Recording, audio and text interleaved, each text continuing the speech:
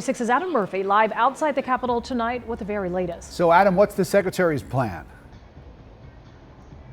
Well, good evening, guys. I'll tell you, the Secretary of State said he wants to do everything he can to build voters' trust in the electoral process, and he plans to do that by working with the governor and the legislature.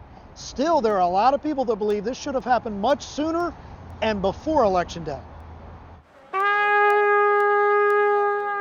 Holding on to hope, Trump supporters gathered by the dozens outside the state capitol. I don't think this has been a fair election from the start. Meanwhile, state officials gathered inside the Capitol to certify the election. The whole point of why I'm here is because our election process is the jewel of democracy.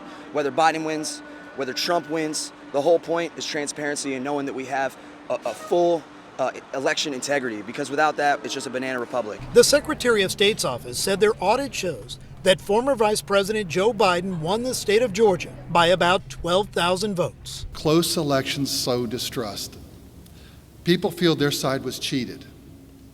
We saw this from the Democrats in 2018, and we see this from Republicans today. Raffensperger did admit changes need to be made to improve the process moving forward.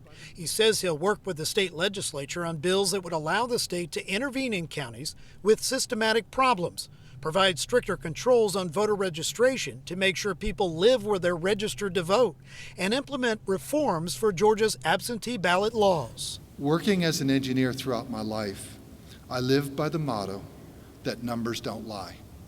As Secretary of State, I believe that the numbers that we have presented today are correct.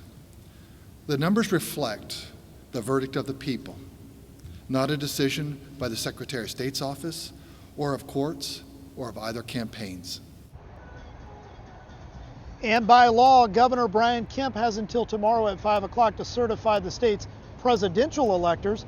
And of course, because this is such a tight race, or was, and within that half a percentage point, the president will have 2 business days to request a recount, and we do expect that to happen.